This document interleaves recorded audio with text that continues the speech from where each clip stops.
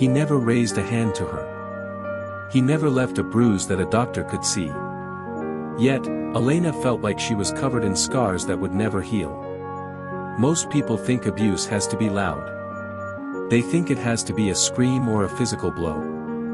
But the most dangerous kind of damage happens in the whispers, in the silences, and in the way someone makes you feel crazy for simply existing. Today, we're going inside the hidden world of emotional abuse. We're going to look at the story of Elena and Mark, a couple that looked perfect from the outside, but was rotting from the inside. And most importantly, we're going to talk about the exact moment you have to decide, do you stay and disappear, or do you stand up and risk everything? Elena was a high school art teacher. She was vibrant, full of color, and deeply empathetic. When she met Mark, a successful corporate lawyer, she felt like she had finally found her anchor. Mark was charming. He was the guy who remembered your favorite flower and the name of your first pet. He was protective. At first, Elena thought his constant check-in texts were sweet. She thought his suggestions on what she should wear were just a sign of how much he admired her. They were the power couple. Friends envied them. But as they settled into their third year of marriage, the golden light began to fade. It wasn't a sudden crash. It was a slow, agonizing erosion. Mark began to use a tactic called the slow burn. It started with subtle jabs disguised as honesty. He'd say things like, "Are you sure you want to go out with Sarah tonight? You know how she gets, she's a bad influence on you." Or, "I only tell you your paintings are okay, because I want you to be better. I'm the only one who will tell you the truth, Elena." Little by little, Elena's world started to shrink. She stopped seeing Sarah. She stopped painting. She started spending all her energy trying to anticipate Mark's moods. She became a professional at walking on eggshells. The first real turning point happened on their third anniversary. Elena had planned a surprise dinner at a quiet bistro. She was excited. She felt a spark of her old self returning. But when they arrived, the restaurant had lost their reservation. It was a simple mistake. A normal person would have just found another place to eat. But Mark turned it into a psychological interrogation. He didn't yell at the waiter. He turned to Elena and whispered, "You always do this. You can't handle the simplest tasks. You've ruined our night because you're too disorganized to double-check a phone call. Why do I even bother?" Elena felt a cold pit in her stomach. She knew she had called. She had the confirmation email. But looking at Mark's cold, unwavering eyes, she started to wonder. Am I really that incompetent? That night, for the first time, Elena didn't feel loved. She felt hunted. And she began to realize that the person who was supposed to be her sanctuary, was actually her cage. To understand what happened next, you have to understand the cycle of abuse. It moves from the tension-building phase to the incident, and then, crucially, to the honeymoon phase. After the anniversary disaster, Mark was suddenly the perfect husband again. He bought her a new easel. He took her to the spa. He apologized, sort of. He said, "I'm sorry I got upset, but you know how much I value our time together. My passion just gets the better of me because I love you so much." This is called love bombing. It's a way to reset the victim's internal compass. It makes them think, maybe I was overreacting. He really does care. But then started coming faster. Mark started using gaslighting. He would hide her keys and then mock her for losing her mind.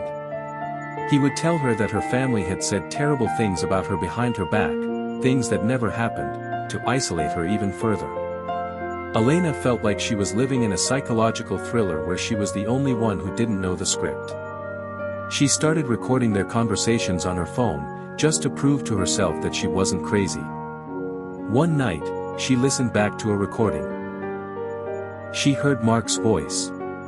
It was soft, almost sweet, as he told her she was unstable and that her friends were laughing at her.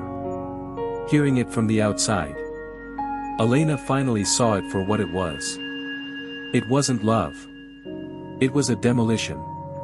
But then came the most terrifying part. Mark found the recordings. Mark didn't explode with rage. That would have been too easy. Instead, he used a tactic called DARVO. He denied he ever said those things. He attacked her character, calling her a spy and a traitor. And then, he reversed the victim and offender. He sat on the edge of the bed and started to cry. "I can't believe my own wife doesn't trust me," he sobbed. "I give you everything. I work myself to the bone so you can sit here and paint, and you treat me like a criminal. You're the one who's abusive, Elena. You're the one who's destroying this marriage." For a moment, it worked. Elena felt a wave of guilt. She moved toward him to comfort him. But as she reached out, she saw his eyes. Behind the tears, there was no sadness. There was only a cold, calculating victory. He was watching her to see if his performance was working. In that split second, the invisible ghost became visible. Elena realized that Mark didn't love her. He loved the control he had over her. She realized that if she stayed, she wouldn't just be unhappy, she would eventually cease to exist. She didn't argue. She didn't try to explain. She simply said, "You're right, Mark. I am the one who's changing things."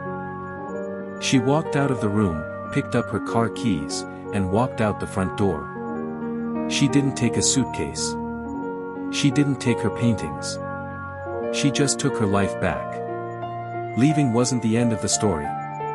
It was the beginning of a long, difficult reconstruction. Mark didn't make it easy. He sent hundreds of emails. He called her family. He tried every tactic in the book to pull her back into the cycle. But Elena had a new weapon: no contact. She learned about boundaries. She learned that she wasn't responsible for Mark's emotions. She spent a year in therapy, unlearning the lies he had planted in her mind. Today, Elena is a different person. She's not the power couple wife anymore. She's just Elena.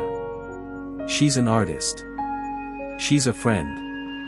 She's someone who knows that her expressive eyes are her own, and no one else gets to tell her what they see. The murky water in the glass didn't stay murky forever. It took time, but eventually, the ink settled, and the clarity returned. Emotional abuse is a thief. It steals your confidence, your memories, and your sense of self. But the response is always the same: truth. If you're walking on eggshells, if you're recording conversations to prove you're not crazy, if your partner loves you but constantly makes you feel small, that is not a rough patch. That is a red flag. You cannot love someone out of their need to control you. The only way to respond to emotional abuse is to reclaim your reality and set a boundary that can never be crossed again. Elena walked away with nothing but her car keys. Do you think she made the right choice, or should she have tried to save the marriage through counseling? Let me know your thoughts in the comments.